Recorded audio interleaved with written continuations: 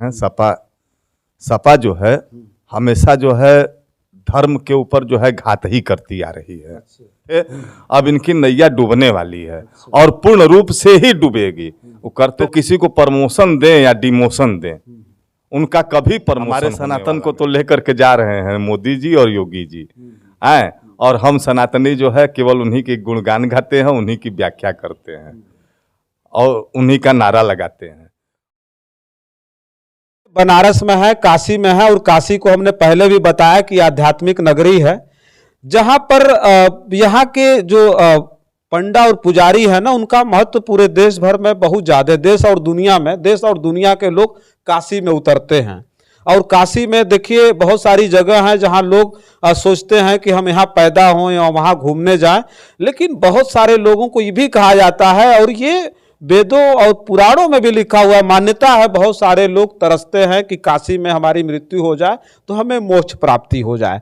तो वो बनारस है, वो काशी है। उसी काशी में हम आ गए थे और आ करके हम वही चीज दिखाना चाह रहे थे जो काशी के लोग हैं, जो काशी को काशी के जो पंडे और पुजारी हैं, जो सनातन को ऊंचाई दे रहे हैं, सनातन में उनकी आस्था है, रामचरित मानस में उनकी आस्था है। वो मतलब जो है स्वामी प्रसाद मौर्य के उस जो है चौपाई पर क्या विचार रखते हैं।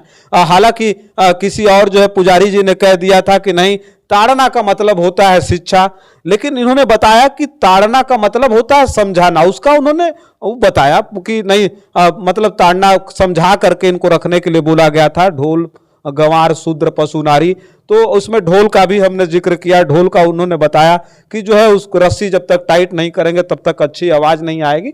तो ये सारी चीजें तो इन्होंने बताया।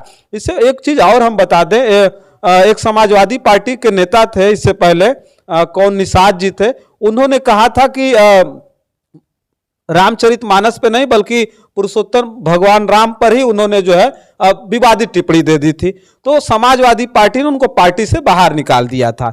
लेकिन जैसे ही स्वामी प्रसाद मौर्य ने इस तरह का बयान दिया, रामचरित मानस की चौपाई को बोल करके और हटाने तक की बात की, बैन तक की बात उन्होंने की, तो लोगों को लग रहा था, कयास लगाया जा रहा था कि समाजवादी पार्टी से इनकी विदाई जरूर हो जाएगी।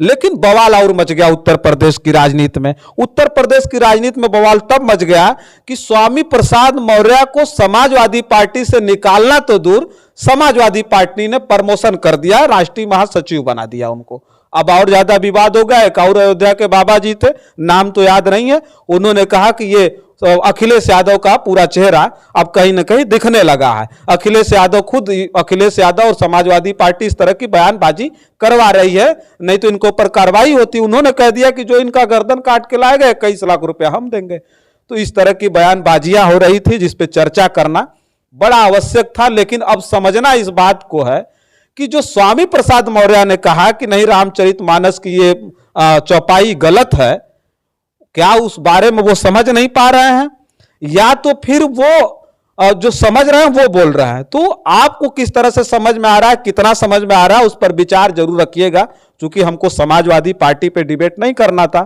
ना ही वो अखिलेश का मामला है, समाजवादी पार्टी का मामला है। स्वामी प्रसाद मौर्य पार्टी में रहे ना रहे, प्रमोशन हो डिमोशन हो, इससे हमारा मतलब नहीं है।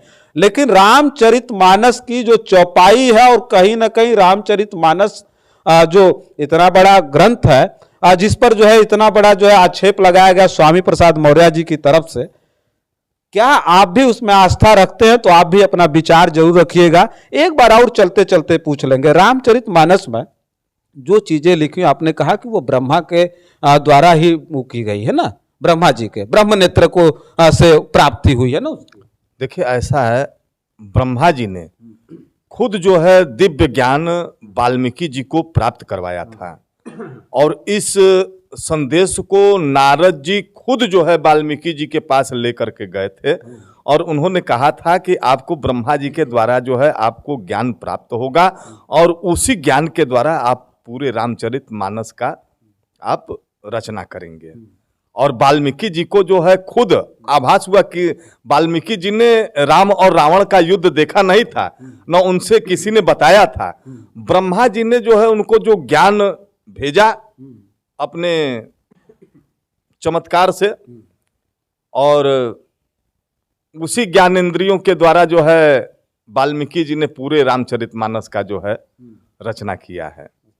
हाँ, अच्छा, तो वो आप पॉलिटिकल तो नहीं है, लेकिन एक पॉलिटिकल भी सवाल पूछ लेते हैं कि स्वामी प्रसाद मौर्य का इस विवादित बयान के बाद समाजवादी पार्टी ने प्रमोशन कर दिया है, तो उससे कितना लोग फिर आहत हो गए, जो संत थे, जो हिंदू संगठन के बड़े बड़े जो है पुजारी हैं, वो लोग बड़ा आहत हुए कि नहीं ये कैसे हो गया, इनको तो कम से कम जो है पार्टी से निकाल देना चाहिए, इनके ऊपर कार्रवाई होनी चाहिए थी, लेकिन उनका प्रमोशन हुआ। उसको किस तरह से देखते हैं? देखिए ऐसा है, हम तो जो है शुरू से ही देखते आ रहे हैं, सपा जो है हमेशा जो है धर्म के ऊपर जो है घात ही करती आ रही है, समझ रहे हैं। हम तो खुल के नहीं कहना चाह रहे हैं, अखिलेश से पहले उनके पिताजी भी थे, मुलायम सिंह यादव जी, उन्होंने कभी जो है हमारे हिंदू धर्म के प्रति वैसा कोई कार्य ही नहीं किया है कि उनके लिए हम लोग कहा जाए कि नहीं वो हिंदू धर्म और सनातन के प्रति उन्होंने कुछ किया है। और जब उनके जाने के बाद भी अखिलेश जी भी अगर यही काम करेंगे तो किसी को प्रमोशन दें या डिमोशन दें, उनका कभी प्रमोशन होने वाला नहीं है। हमारे सनातन को तो लेकर के जा रहे हैं मोदी जी और योगी जी आए, और हम सनातनी जो है केवल उन्हीं के गुणगान गाते हैं, उन्हीं की व्याख्या करते हैं और उन्हीं का नारा लगाते हैं। वो अब गए, इनका जो है जो सनातनों के साथ खिलवाड़ करते थे, जो हिंदू धर्मों के साथ खिलवाड़ करते थे, अब इनकी नैया डूबने वाली है और पूर्ण रूप से ही डूबेगी। वो करते रहे खिलवाड़ और ऐसा जो है विवादित बयान जो है हमारे सनातन धर्म के प्रति जो है देते रहें, उनके प्रमोशन और डिमोशन से हम लोगों को कोई प्रभाव पड़ने वाला नहीं है। देखिए वही बात आ गई जो है अभी जो इन्होंने कहा, बहुत सारी खबरों में भी आ रहा है कि जो है स्वामी प्रसाद मौर्य समाजवादी पार्टी को खुद लेकर के डूब जाएंगे। एक है ना गाना कोई कि हम तो डूबेंगे सनम तुम्हें भी ले डूबेंगे। स्थिति इस प्रकार की है कि तमाम खबरें चल रही है कि पूरी तरह से समाजवादी पार्टी की नैया डुबाने में आमादा हैं स्वामी प्रसाद मौर्य। स्वामी प्रसाद मौर्य पर कार्रवाई की बजाय प्रमोशन हुआ है, उसको आप किस तरह से देखते हैं? और तमाम जो है जो लोग देख रहे हैं अपनी राय जरूर पेश करिएगा। हमने आज रामचरितमानस पे चर्चा की, रामचरितमानस की उस चौपाई पर चर्चा की जिस पे पूरे देश और प्रदेश में बवाल मचा हुआ है, तो उस पर हमने जो चर्चा की उस पर आप क्या विचार रखते हैं कमेंट बॉक्स में लिखिएगा। तब तक के लिए देखते रहिए जन आदर्श भारत। मैं हूं रजनीश, बहुत बहुत धन्यवाद।